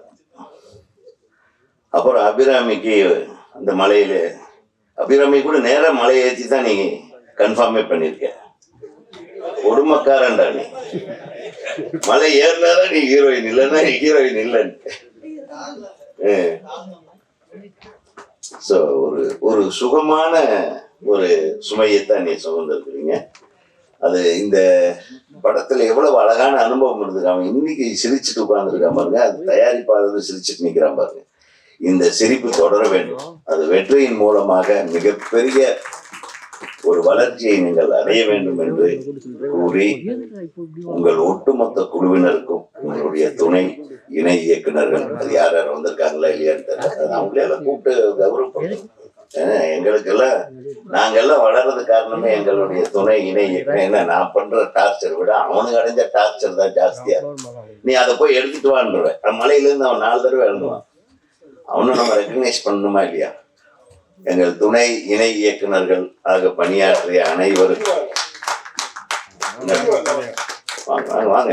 டைரக்டர் யூனியன் தலைவர் வந்திருக்காருன்னா அப்புறம் நாங்கள் இது கூட செய்ய முடியாதா என்ன? நீங்க செய்யாத நாங்க செய்ய முடியா? எல்லாம் உறுப்பினர் ஆக்கியது. ஆமா, வாழ்த்துக்கள்.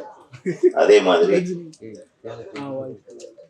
இப்படி உட்கார்ந்த உடனே பேரை சொன்னாரு. அப்படியே ஸ்கூல்ல வாத்தியாரு கூட போட்டோ எடுக்கிற மாதிரி நான் தலைமை ஆசிரியரா, செல்வமணி பிடி மாஸ்டரா,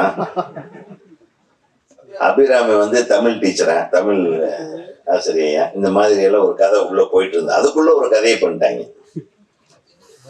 உன்னுடைய ஓரி அவர்களுடைய இந்த திரைப்பட இசை வெளியீட்டு விழா வந்து ஒரு நல்ல ஒரு குடும்ப விழாவா முழு மனசோட எல்லோரும் சந்தோஷமா இருந்து நம்ம வாழ்த்துற ஒரு விழாவாக நடந்திருக்குது. அப்புறம் உங்க தம்பி சொன்னாரு, நீங்க தான் இதை கொண்டு போய் சேர்க்கணும். திருப்பி திருப்பி சொல்றேன், நல்ல படங்களை கொண்டு போய் சேர்ப்பதில் முதலிடம் பெற்றவர்கள் நமது ஊடக நண்பர்களும் சரி, பத்திரிகை நண்பர்கள். எப்பவுமே நல்லா இருக்குன்னு தான் எழுதுவாங்க, அதுலலாம் சந்தேகம் இல்லை. நானும் நம்மள இங்க பேச வர்றதையே அவங்க ஒரு ப்ளஸ் பாயிண்டா எடுத்துக்கிட்டு நம்ம பேசுறதெல்லாம் தெளிவா கொண்டு போய் சேர்க்கிறாங்க. நிச்சயமாக இந்த திரைப்படம் மிகப்பெரிய வெற்றி படமாக மாறும் என்பதில் சந்தேகமில்லை. அனைவருக்கும் எனது நல்வாழ்த்துகள். பத்திரிகை மற்றும் ஊடக நண்பர்களுக்கு இனிய காலை வணக்கம்.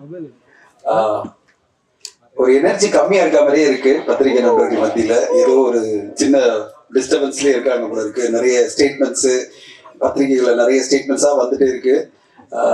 கடந்து வந்துருவோம், எல்லாத்தையும் கடந்து வந்துருவோம். அதனால அதே எனர்ஜியோட இந்த படத்துக்கும் உங்களுடைய ஆதரவு வேணும். எல்லாத்தையும் கடந்து போறதா வாழ்க்கை. அண்ட் ஒரு அனுபவமும் ஒரு மாற்றத்தை கொண்டு வரும் நான் எதிர்பார்க்கிறேன். அந்த மாற்றத்துக்கு நல்ல மாற்றமா இருக்கும். அந்த சிக்கலுக்குள்ள போவேனா, அந்த இஷ்யூக்குள்ள போவேனா. ஆனா பத்திரிகை நண்பர்கள் இல்லைன்னா திரைப்படங்கள் இல்லை. ஒரு சில விஷயங்களுக்காக நம்ம ஒட்டுமொத்த பத்திரிகையாளர்கள் நம்ம குறை சொல்ல முடியாது. ஒட்டுமொத்த பத்திரிகையும் இவ்வளவு ஆதரவா நீங்க காலையில ஒரு சனிக்கிழமை இந்த படத்துக்கு ஆதரவு பண்றதா நீங்க செய்யற அந்த மிகப்பெரிய சப்போர்ட்டை நான் பார்க்கிறேன். அண்ட் உங்களுடைய சப்போர்ட் தொடர்ந்து சிறு படங்களுக்கும் இருக்கணும், பெரிய படங்களுக்கும் இருக்கணும்னு கேட்டுக்கிறேன். இந்த நேரத்துல ஹரிஷ் ஓரியை பத்தி பேசணும். ஹரிஷ் ஓரியை பத்தி எல்லாரும் பேசினாங்க. நாங்க ஆக்டிவ் ப்ரொடியூசர் அசோசியேஷன் ஆரம்பிக்கும் போது முதல்ல சேர்ந்த ஒரு மெம்பர் தான் ஓரி அவர்கள். அது பிறகு பாத்தீங்கன்னா ஒவ்வொரு ஈவெண்ட்லயும் ஃபர்ஸ்ட் அண்ணா வாழ்க்கைனா வரனா இருக்கலாம் அப்படின்னு சொல்லிட்டு ஒரு எனர்ஜி, அந்த எனர்ஜி பார்க்கும்போதே எனக்கு ரொம்ப சந்தோஷமா இருக்கும். அவருடைய அந்த ஒரு முயற்சி எனர்ஜி.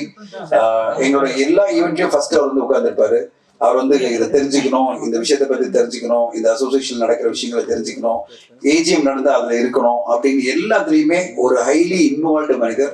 இப்ப நீங்க பாத்தீங்களா, அந்த எனர்ஜியோட தான் அவர் சாஷ்டாங்கமா எல்லார்ட்டையும் வணக்கம் சொல்றதும் இந்த படத்துல அவர் கொடுத்திருக்கிற உயிரோட்டமான ஒரு நடிப்பும்.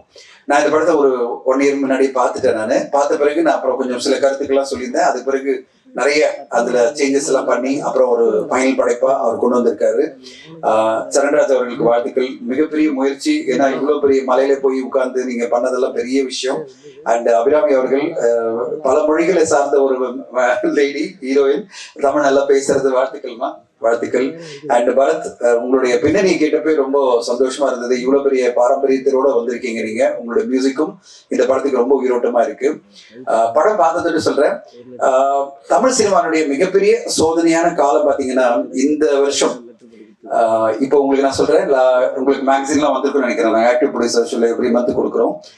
10 மாதங்கள்ல 231 திரைப்படங்கள், அதாவது ஆவரேஜா 23 திரைப்படங்கள். எப்படி சமாளிக்கிறது? இப்போ இந்த வருஷம் முடியும் போது 275 திரைப்படங்கள் வெளியாகுது. 275 திரைப்படங்கள்னா ஆல்மோஸ்ட் நம்ம என்ன சொல்றோம்னா 365 நாள் தான் இருக்கு. 275 திரைப்படங்கள்லாம் எப்படி ஊடகங்களே பார்க்க முடியாதுன்னா ஆடியன்ஸ் எப்படி பார்க்க போறாங்க?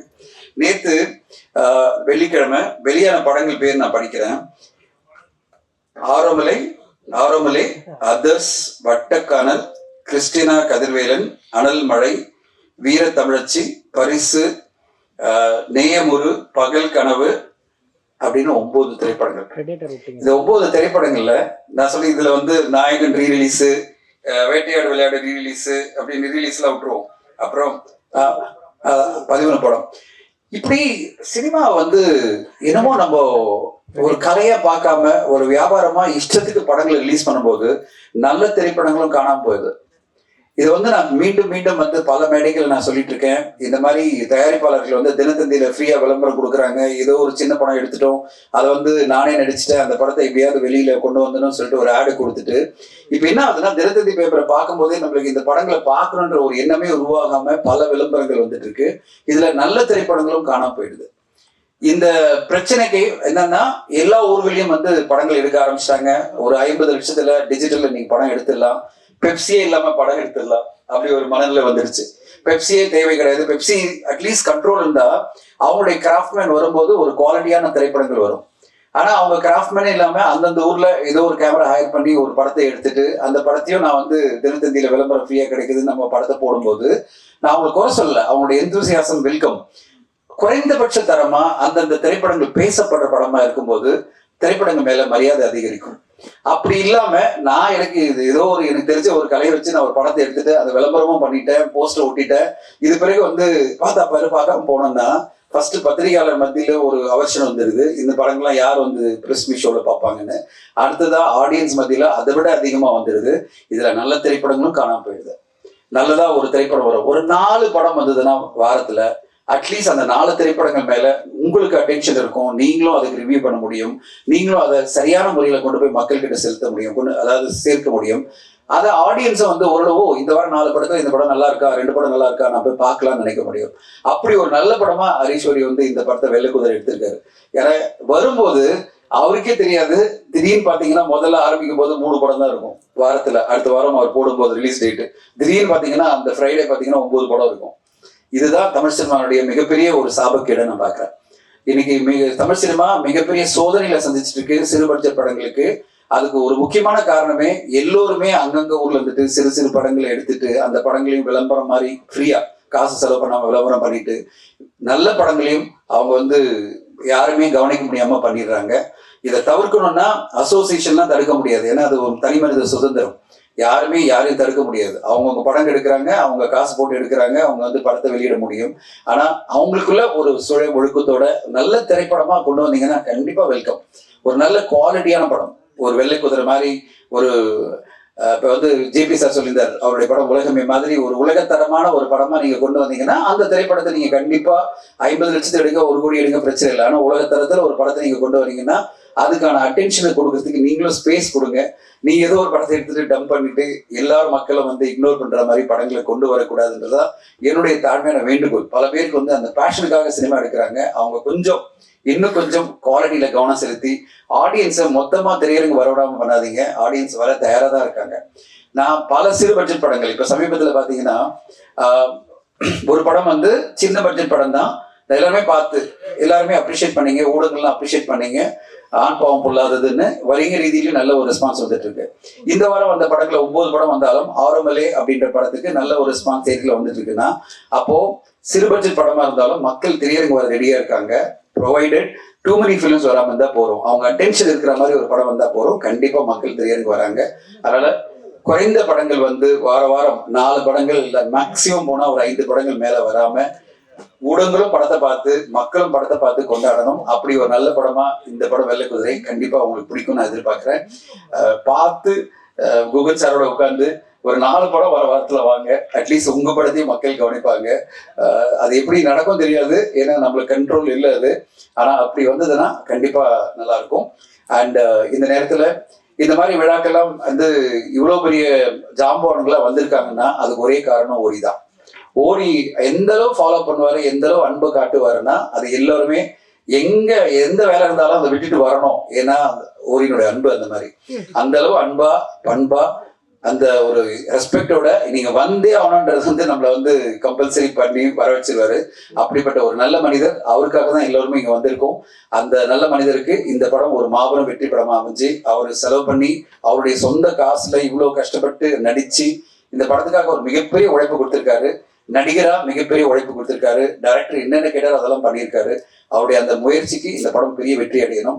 அந்த நேரத்துல ஒண்ணுதான், அந்த இதெல்லாம் சுண்ட காட்சி எல்லாம் காமிச்சிங்களே, அதெல்லாம் எப்படி காய்ச்சினீங்க, அதை வந்து கொஞ்சம் இங்க டிஸ்ட்ரிபியூட் பண்ணீங்கன்னா எல்லாருக்கும். அந்த படத்துல ஒரு ஒரு ஒரு சீன் காமிச்சிருப்பாங்கல்ல, அது இன்னும் என்னது ரசம், அதை அப்படியே டிஸ்ட்ரிபியூட் பண்ணிருந்தீங்கன்னா நாங்களும் ஏதோ குடிச்சிட்டு அங்க இருக்கா இல்ல அது பார்க்கும்போதே அப்படியே ஏதோ டேஸ்டா இருக்கும் போல இருக்கு அப்படின்னு நினைக்கிறேன். ஸோ அதே நீங்க இந்த நேரத்துல சார் நான் அந்த படத்துல காமிச்ச அந்த ரசத்தை பண்ணியிருக்கோம், இங்க சாப்பிடுங்கன்னு சொல்லியிருந்தா நாங்களும் சாப்பிட்டுருப்போம்.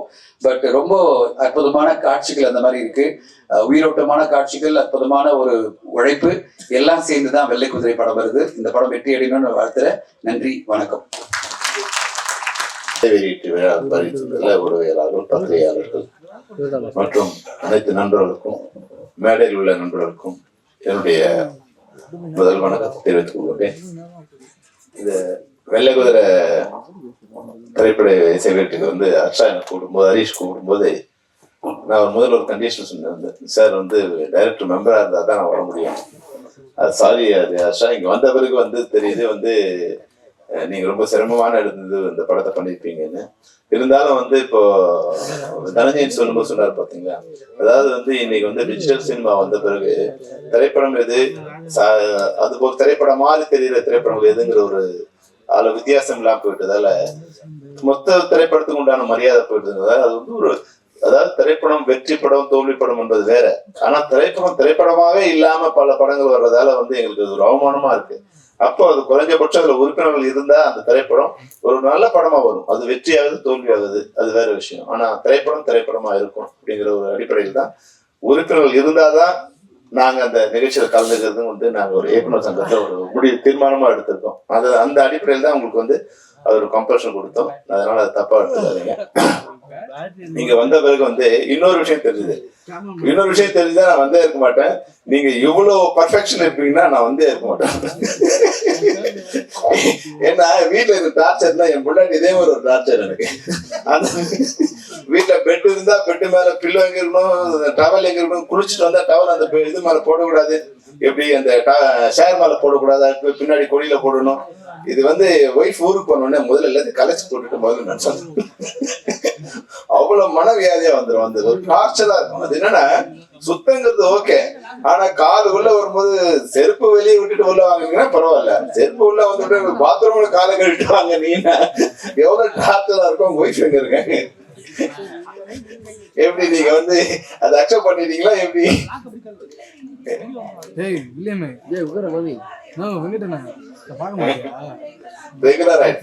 விரும்பி பண்ணீங்களா வருந்தி பண்ணீங்களான்னு தான் கேட்டேன். Very good very good. ஏன்னா நான் விரும்பி பண்றது இல்ல வந்து, ஏன்னா இன்னும் நான் 30 வருஷம் ஆனா கூட அது என்னன்னா வீடு வந்து வீடா இருக்கணும் இல்லையா, நான் கொஞ்ச நேரம் ஒரு சுதந்திரமா இருக்கணும் இல்லையா, அதுக்கப்புறமா எடுத்து வச்சுக்கலாம். வந்த உடனே குளிச்ச உடனே எடுத்து அங்க வைக்கணும், புக் எடுத்தா புக் அழகா வைக்கணும், அந்த போட்டோ எடுத்தா வைக்கணும். எங்க நண்பர்லாம் வருவாங்க, நீங்க எங்க ஒய்ஃப் வரும்போது என் வீடு எப்படி இருக்கும், எங்க ஒய்ஃப் இல்லைன்னா என் வீடு எப்படி இருக்கும், வீடு எங்க ஒய்ஃப் இல்லைன்னா தூ மாதிரி இருக்கும், அப்படியே வந்து கலைஞ்சி கிடக்கும். என் ஒய்ஃப் வந்தாங்கன்னா வந்து ஒரு லைஃப் இருக்கும், எல்லாம் அடுக்கு இடத்துல அப்படி நீட்டா இருக்கும், செப்பல் இருக்க வேண்டிய இடத்துல இருக்கும். அது வந்து எனக்கு கொஞ்சம் கஷ்டம். அது நீங்க பரவாயில்ல, ஒய்ஃபும் நீங்க செட் பண்ணிட்டீங்க, அதனால உங்களுக்கு வாழ்த்துக்கள். மற்றபடி இந்த வெள்ளை குதிரை வந்து நிச்சயமா அதை பார்க்கும் போதே வந்து அந்த இவ்வளவு ஆரம் இருக்கு. உங்களோட மகுடத்துல இத்தனை வைரங்கள் இருக்கு. 1 2 3 4 5 6 7 8 9 54 இது இருக்கு. உங்க வைரங்கள் உங்க மகுடத்துல இருக்கு. நிச்சயமா தமிழ் ரசிகர்களும் வந்து அதுக்கான மகுடத்துக்கு உங்க மகுடத்துல ஒரு வைரங்கள் இருக்காங்க, எந்த விதமான சந்தேகமும் இல்லை. ஏன்னா திரைப்படங்கள் வந்து 2 திரைப்படங்கள் இருக்கு. ஒண்ணு வந்து கமர்ஷியலா, இப்ப நான் அப்படிதான் படம் போடுறேன். இது மாதிரி படங்கள் நான் வந்து பார்த்ததோடு சரி. ஏன்னா எங்க இன்ஸ்டியூட்ல முதல்ல போகும்போது இந்த படங்கள் தான் உலக படங்கள் தான் எங்களுக்கு முதல்ல காமிப்பாங்க, இதுதான் திரைப்படங்கள் அப்படின்னு காமிப்பாங்க. அப்ப பார்த்து எனக்கு பயம் வந்துருச்சு, இந்த படங்கள் நம்ம பார்த்ததே இல்லை இது வரைக்கும். நான் வந்து 22 வயசு நான் உள்ள போகும்போது, அப்போ இந்த மாதிரி படங்கள் நான் பார்த்ததே இல்லை அப்படின்னு. ஒரு 100 படங்கள் பார்க்கும்போது முடிவு பண்ணா வெளியே வரும்போது இது மாதிரி படங்கள் நம்ம பண்ணக்கூடாதுன்னு முடிவு பண்ண. ஏன்னா அது எனக்கு அந்த வயசு வரைக்கும் நான் அந்த படங்கள் பார்த்தது இல்லை. ஆனா என்ஜாய் பண்றதுக்கு வந்து அதான் வந்து நேற்று ஒரு படம் பார்த்தேன். நான் வந்து பாரதி ராஜா சார் ஒரு படம் பார்த்தேன், முதல் மரியாதைன்னு ஒரு படம் பார்த்தேன். முதல் மரியாதை படத்துக்கு 2 விஷயம் இருக்கு. ஒன்று 1985 அந்த படம் ரிலீஸ் ஆச்சு. அப்போ நான் வந்து திரைப்பட கல்லூரியில வந்து மாணவனா படிச்சுட்டு இருக்கேன்.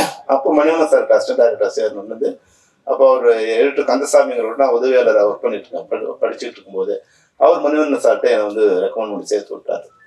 அப்போ யாரு நீ என்னன்னா, நம்ம திரைப்பட கல்லூரியில் படிச்சுருக்கேன். அப்படியா, சரி பார்க்கலாங்க. ஒரு 2 மாசம் கழிச்சு சொன்னாரு, சரி ஒரு நாள் நம்ம படத்துக்கு போகலான்னு என்னை கூப்பிட்டு போனார். 1985 அது ஜூன் நினைக்கிறேன், ஜூன் மாதம் மே ஜூன் தான் நினைக்கிறேன். அப்போ கூப்பிட்டு போகும்போது பார்த்தா முதல் மரியாதை திரைப்படம் பார்த்துட்டு நான் வந்து வடபழனியில் இறங்கணும். அங்கேருந்து நான் வந்து வீட்டுக்கு போகிறது வடபழனியில் இறங்கணும். குட்லக் தேட்டர் படம் பார்த்து ஏற்றி வந்துட்டு இருந்தார். வரும்போது படம் இருக்கலாம் இருக்குன்னு கேட்டு இருந்தார். படம் நல்லா இருக்குன்னு சொன்னோடனே அம்பேத்கர் சார் என்ன படம் கார் வந்துட்டுது, கார் நிறுத்திட்டார். இது படம் நல்லா இருக்கா? ஆமா சார், படம் ரொம்ப நல்லா இருக்கு சார். ஐயோ கார் விட்டுருங்க, நீங்களாம் எப்படியா டைரக்டர், இதெல்லாம் படம், இந்த படம் நல்லா இருக்கு வேற சொல்றாரு. என்ன சார் நல்லா இருக்குன்னு சொன்னா, இந்த படம்லாம் ஐயோ ஒரே போர் அடிக்குது, கிழவன் காதல் யாரையா பார்க்கறது எல்லாம். இல்லை சார் படம் நல்லா இருக்கு. அப்படியா ஒன்று பொண்ணு, படம் ரிலீஸ் ஆகட்டும், படம் ஒன்னா நீ எங்கிட்ட வா, ஓடனா அப்படியே போயிடு அப்படின்ட்டாரு. படம் வந்து 2 மாசம் கழிச்சு தான் ரிலீஸ் ஆச்சு. அது வந்து நான் பார்த்து 2 மாசம் கழிச்சு. நான் டெய்லி கோயிலுக்கு போறது எப்படியாவது இந்த படம் ஓடினாங்க அப்படின்னு டெய்லி கடவுளை ப்ரே பண்ணுவேன். என்னோட பிரார்த்தனையோ இல்லை உண்மையா படத்தோட இது வந்து படம் சூப்பர் ஹிட். ஒரு 3-4 நாள் கழிச்சு உடனே என்ன வர சொன்னார். அவரே வர சொன்னார். வர சொல்லி வாயா எப்படி இல்லை அந்த படம் உங்களுக்கு பிடிச்சிருந்தேன். நான் சொன்னேன், சார் இந்த படம் வந்து உங்களுக்கு வந்து பாரதி ராஜா தெரியும். அவர் என்ன சொல்றாரு, அவரு எங்க டைரக்டர் கதை எடுத்திருக்காரு அவரு அப்படிங்கிறாரு. எனக்கு பாரதி ராஜா சார் தெரியாது. அவரு குடும்ப வாழ்க்கையோ அவரை பத்தி எதுவுமே எனக்கு தெரியாது. ஒரு டைரக்டர் தான் தெரியும். ஆனா நான் படம் பார்க்கும்போது எனக்கு வந்து அது அப்படியே வந்து என்ன மிஸ்மரைஸ் பண்ணிடுச்சு. உள்ளத்தை உருக்குது சார். அந்த படம் 4-5 இடத்துல நான் எழுதிட்டேன் சார் அப்படின்னு சொன்னேன். அப்புறம் வந்து யூத்ஃபுல்லா வேற படம் இருக்கு, சாங்ஸ் வேற இதுவா இருக்குன்னு சொன்னேன். சரி, நான் அதுக்கப்புறம் பார்த்தேன். அப்புறம் 40 வருஷம் கழிச்சு நான் அந்த படத்தை நேற்று பார்க்குறேன் மறுபடியும். அப்பதான் முதல்ல பார்த்தேன், நேற்று 2வது படம். நாங்க ஒரு 1000 ஸ்டூடெண்ட்ஸ் அதில் வந்து எல்லாமே வந்து விஸ்காம் படிக்கிற ஸ்டூடெண்ட்ஸ் எல்லாம் 18-19 வயசு. நான் எப்படி ரசிச்சனோ அதே மாதிரி நேற்று பசங்க ரசிக்கிறாங்க. அந்த பூங்காத்துன்னு படம் ஆரம்பிச்ச உடனே ஒரே விசில். நான் பார்த்தேன், என்னடா பசங்க மாறிட்டாங்க, இப்போ சினிமா வேற சினிமாவா இருக்குங்கிறாங்களேன்னா நான் ரசிச்ச அதே இடத்துல பசங்களோட கரகோஷம் அப்படி இருக்கு. அப்போ வந்து திரைப்படங்கள் வந்து நம்ம நினைக்கிற மாதிரி வந்து இங்க வந்து வேற ஒரு கலர் இருக்கு. இது படம் எப்படி ஆச்சு, பேன் இண்டியா அது மாதிரி ஆச்சு, இது மாதிரி ஆச்சு, அது மாதிரி எதுவுமே இல்லை. எமோஷனலுங்கிறது வந்து அன்னைக்கும் அப்படியேதான் இருந்தது, இன்னைக்கும் அப்படியேதான் இருக்கு. அப்போ இந்த திரைப்படத்தை பார்க்கும் நேற்று நான் டைரக்டரா அந்த படத்தை பார்க்குறேன். ஏன் இந்த படம் உங்களுக்கு பிடிச்சிருக்கு, எப்படி இந்த படம் இன்வால்வ் ஆச்சு சார். அந்த படத்துல வந்து அதுக்கப்புறம் வந்து அந்த படத்தை சம்மந்தப்பட்ட எல்லாரும் எனக்கு நெருங்கிய நண்பர்கள். பாரதி ராஜா சார் என்னோட ரொம்ப நெருங்கிய நண்பர். ஆர் செல்வராஜ் மிக நெருங்கிய நண்பர். அப்புறம் சிவா சாரோட ஒரு படம் அசிஸ்டன்ட் டைரக்டரா ஒர்க் பண்ணேன். அப்புறம் பழக்கமா அவருக்கு பார்த்துருக்கேன். சும்மா சொன்னார், ஒரு என்ன யோ உங்க டைரக்டர் நடிக்க சொல்லவே இல்லையா, நடான்னு சொல்லிட்டே இருப்பான் அவன் வந்து அப்படின்னாரு. அப்போ நேற்று பார்க்கும்போது அவரோட சலிப்புல வந்து ஒரு பார்த்தேன். அதுல சிவாஜி சார் 60% நடந்துட்டே இருக்காங்க. வேகமா நடக்கிறாரு, மெதுவா நடக்கிறாரு, சோகமா நடக்கிறாரு, சந்தோஷமா நடக்கிறாரு, லெஃப்ட்ல திரும்புறாரு, ரைட்ல திரும்புறாரு. அவர் சொன்னது ஒரு உண்மை இருக்குது. என்னன்னா, எதுக்கு திரும்ப சொல்றானே எனக்கு தெரியாது. சார் நீங்க பாருங்க அண்ணே, நீங்க பாருங்க, நீங்க என்ன போனோம், எதுக்குல திரும்பணும், இல்ல நீங்க பாருங்க எதுக்குவா நடக்கணும், இல்ல கொஞ்சம் வேகமா நடங்க. அப்புறம் வந்து உடனே அண்ணனுக்கு கூப்பிடுங்க சார், அண்ணன் வாங்க இங்க நடங்க, சன்செட் எதுக்குள்ள நடக்கணும், யாரை பார்க்கணும், அம்மாவை பாக்குறேன்னா, பொண்டாட்டியை பாக்குறேன்னா, அப்பாட்டியை பாக்குறேன்னா எதுவுமே சொல்ல மாட்டாயா. ஆனா படத்தை பார்க்கும்போது அது நேத்து நான் வந்து ஒரு அனலிஸ்டா ஒரு டைரக்டரா படம் பாக்குறேன். அதுல ஒரு கதையுமே இல்லைங்க. ஆனா கதை ஃபுல்லா வந்து இயக்குனரோட மண்டையில தான் இருந்திருக்கு. அப்போ அதை வந்து ஒரு சிற்பம் மாதிரி அழகா செதுக்கிருக்காரு. அதாவது வந்து பாரதிராஜா சார் மட்டும் இல்லை, சாரி சிவாஜி கணேசன் சார் மட்டும் இல்லை, அது ராதாவில இருந்து நடிச்ச யாருக்குமே நீங்க பாத்தீங்கன்னா காம்பினேஷன் சீன்ஸே இல்லை. அது ஒரு நான் அதுக்கப்புறம் அந்த இடத்த போய் பாக்குறேன், அது மாதிரி ஒரு வில்லேஜே இல்லைங்க. நம்ம கற்பனையில அவர் உருவாக்கிற ஒரு வில்லேஜ் அங்க இல்ல. ஒரு மரம் செடி 2-3 கூடு அந்த ஒரு ரோடு இருக்கு பாருங்க, அதுதான் அங்க இருக்கு. அப்போ ஒரு கலைஞர்கிறவன் வந்து எவ்வளவு பிரமாண்டமான படத்தை உருவாக்கி இருக்காருன்னா 100 கோடி ரூபாய் கொடுத்தா கூட அந்த படத்தை இன்னைக்கு யாராலும் எடுக்க முடியாது. அவ்வளவு பிரம்மாண்டமான படத்தை அவர் உருவாக்கி. அப்போ ஒரு கலைஞர் தான் இங்க வந்து மிகப்பெரிய அந்த தன்மை வந்து இன்னைக்கு நான் சன்ராஜ் உங்ககிட்ட பார்க்கும்போது இருந்தது. நிச்சயமா அந்த தைரியம், படம் நல்லா தான் எழுதுவேன், யார்கிட்டயும் அவர் செஞ்சல, என் படம் நல்லா இருந்தா நல்லா இருக்கு, நல்லா இருக்கு. அப்போ அந்த கான்பிடன்ஸ் வந்து நிச்சயமா இயக்குனருக்கு உண்டான ஒரு கான்பிடன்ஸ் உங்களுக்கு இருக்கு. அது நீங்க எங்க இருந்து வந்தீங்களோ அதுல இருந்து கொடுத்து வைக்கலாம். ஆனாலும் அந்த தைரியத்தையும் அந்த உண்மையும் உங்ககிட்ட பாராட்டுறேன். அது போல அர்ஷா கூட வந்து இப்போ கதை எங்க வந்து எடுக்கலாம். நிச்சயமா எனக்கு ஒரு தயாரிப்பாளர் வந்து புலன் விசாரணை படம் பண்ணும்போது என்ன கொடுத்த கண்டிஷன் என்னன்னா, Vijayakanth sir only night call sheet தான், அதுல வந்து 30 நாள் தான் நைட் கால் ஷீட், அதுல படம் பண்ண முடியும்னா நான் சொன்னேன் 3 நாள் தான் கொடுப்பீங்கன்னாலும் நான் படம் பண்ணுவேன். ஏன்னா எப்படியாவது நம்ம உள்ள வந்துடணும் இல்லையா. ஆனா 100 நாள் ஷூட் பண்ணுங்கிறது வேற விஷயம். அப்ப உள்ள வந்துடணும் இல்லையா. அப்ப எல்லா கண்டிஷனும் ஓகே தான். அவங்க கொடுக்குற கண்டிஷன் நம்ம வந்துட்ட பிறகு அப்புறம் நம்ம கண்டிஷன் அவனுக்கு வந்து செட் பண்ணிக்க வேண்டியதுதான். அதுதான் வந்து டைரக்டரோட வெற்றி. அப்போ அவர்தான் எனக்கு அது மாதிரி கண்டிஷன் கொடுத்தாரு. ஆனா உங்களுக்கு வந்து உங்க டைரக்டர் வந்து நீங்க என்ன கண்டிஷன் கொடுத்தீங்களோ அதுக்குள்ள இருக்கு. நானும் வந்து கேரக்டர் வந்து மலைவாழ் மக்கள் பார்க்கும்போது அது வந்து வேற ஒரு உலகம். அந்த உலகத்துல கள்ளம், கபடு, சூது எதுவுமே இல்லை. எந்த கதவுக்கும் வாசல் இல்லை. வாசல் இருந்தாலும் அந்த கதவுக்கு தாழ்பால் இல்லை, பூட்டு இல்லை. அந்த அந்த மனங்களுக்கும் வந்து பூட்டு இல்லை, வாய்க்கும் பூட்டு இல்லை. அவங்க என்ன நினைக்கிறாங்களோ அதை பேசுறாங்க. அப்போ உண்மையா இருக்காங்க, யாருக்கும் பயம் இல்லை, நாளைக்கு சொத்து சேர்க்கணுங்கிற அவசியம் இல்லை. அவங்களுக்கு என்ன காடு இருக்கு, ஏதாவது வேணும்னா போய் காட்டுல தேன், மலை தேனையோ இல்லை விலங்கோ இல்லை ஏதோ ஒன்று கொண்டு வந்து அவங்க அன்னை தேவைக்கு மட்டும்தான் அவங்க ஒரு ஒரு ஒரு அனிமல் மாதிரினா நான் தவற சொல்ல, பசிச்சா சாப்பிடும் அனிமல், பசிக்கலன்னா பக்கத்துல வந்து புலி பக்கத்துல மான் போனா கூட புலி திரும்பி பார்க்காது, அது மட்டும் அது வேலையை பார்த்துருக்கோம். அது மாதிரி அந்த மக்கள் எப்படி இருக்காங்கன்னா அவங்களுக்கு பசிக்கு இன்னைக்கு பசிச்சா இன்னைக்கு தேவைக்கு மட்டும் கொண்டு வந்துருக்காங்க. அவங்க வீட்டுல வந்து குடவுன் இல்லை, அடுக்கி வைக்கிற பானை இல்லை, எதுவுமே இல்லை. அப்போ அது மாதிரி அவங்க சுத்தமான ஒரு இதுவா இருக்காங்க. அந்த மலைவாழ் மக்களுக்கு தங்களுக்கு ரோடு வேணும், கீழே இருக்கிறவங்களோட பழக்கம் வேணும், எதுவுமே கூட அவங்களுக்கு பெருசா தெரியல. ஆனா இன்னைக்கு வந்து உலகம் வளர்ந்துட்ட பிறகு மருத்துவ வசதி, கல்வி வசதி இன்னும் அதே போல இருக்கக்கூடாது. பல இடங்கள்ல வந்து நிச்சயமா நான் வந்து கேப்டன் பிரபாகரனுக்காக வந்து இந்தியாவில் உள்ள, குறிப்பா தென்னிந்தியாவில் உள்ள அனைத்து மலை பிரதேசங்களும் நான் பயணம் பண்ணியிருக்கேன். கார்ல பண்ணியிருக்கேன், ஜீப்ல பண்ணியிருக்கேன், நடந்து பண்ணியிருக்கேன்.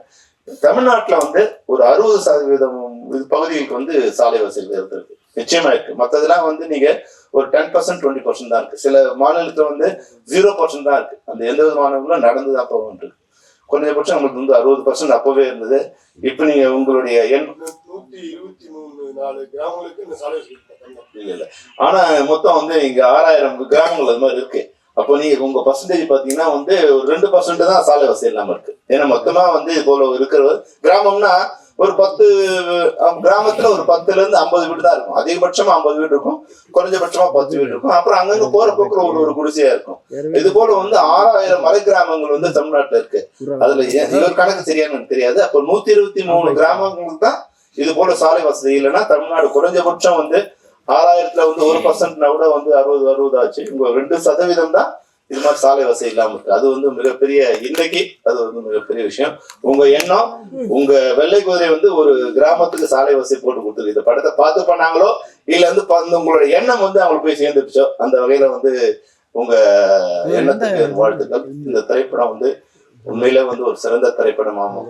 மக்களிடம் சிறந்த திரைப்படம் என்பதால் தான் 54 விருதுகளை வந்து 54 உலகத்தில் இருக்க அனைத்து கண்டங்களையும், அதாவது வந்து இந்தியா, ஆசியா மட்டும் இல்லாம அமெரிக்கா, ஐரோப்பா போன்ற அனைத்து கண்டங்களும் அனைத்து நாடுகள்லயும் வந்து உங்க படம் வந்து வெற்றி கொடி நாட்டிற்கு. வெள்ளை குதிரை வந்து ஒரு ட்ரீம். அது நம்ம கனவுல வந்து குதிரை வரும்போது, ஒரு வெள்ளை குதிரை வரும்போது, வெள்ளை குதிரை பின்னாடி வந்து சொர்க்கலோகத்துல இருந்து தெரியுங்கிற மாதிரியான ஒரு ட்ரீம் தான் வெள்ளை குதிரையோட ஒரு ரெப்ரசன்டேஷன். அது தமிழ் சினிமாவிலையும் வந்து அந்த குதிரை வந்து இறங்கி இருக்கு. ஒரு சிறந்த சினிமாவை தமிழ் சினிமாவுக்கு கொடுக்க நினைக்கிற உங்க அனைவருக்கும் என்னுடைய வாழ்த்துக்களை தெரிவிச்சிருக்கேன். All the best Asha, Abirami, Saran, hero, வேற இவங்க எல்லாருக்கும். அதுபோல இன்னொருத்தர் முக்கியம் மறந்துட்டேன். இந்த அதாவது வந்து 100 ஆண்டு பாரம்பரியம் கொண்ட இசையமைப்பாளர், அவருக்கு வந்து என்னுடைய வாழ்த்துக்கள். உங்க தாத்தால இருந்து நீங்க இதுல இருக்கீங்கிற போது ஒரு வகையில வந்து நீங்க தான் பாராட்டப்பட வேண்டியது. நீங்க தான் இசை நாயகனாவும் இந்த இதுல நீங்க எடுத்திருக்கீங்க. உங்க விஷயம் நான் கேட்க முடியாம போயிடுச்சு, எனக்கு கொஞ்சம் லேட் ஆயிடுச்சு. ஆனாலும் வந்து நீங்க அந்த எங்க தாத்தா இது போல இருந்தாரு, எங்க அப்பா வறுமையில இருந்தாங்க, அந்த குடும்பத்தை பாரம்பரியத்தை வந்து மறந்துடாம கொஞ்சம் நம்மளுடைய இருட்டை வந்து வெளிச்சம் போட்டு காமிக்க விரும்ப மாட்டாங்க பல பேர். எங்க தாத்தா வந்து பிர்லாவா இருந்தாதான் சொல்லிப்பாங்க, டாட்டாவா இருந்தாலும் சொல்லிப்பாங்க. ஆனா எங்க அப்பா வறுமையில இருந்தாங்க மேடையில வந்து கொஞ்சம் இல்லாம சொல்லி நீங்க வந்து அடுத்த வித்தா நீங்க வந்திருக்கீங்க. நிச்சயமா 100 ஆண்டு பேக்ரவுண்ட் நீங்க இன்னொரு 100 ஆண்டு உங்களுடைய வெற்றி பயணம் வைக்க வேண்டும் என்று கூறிய வாழ்த்து பெறுவது. நன்றி, வணக்கம்.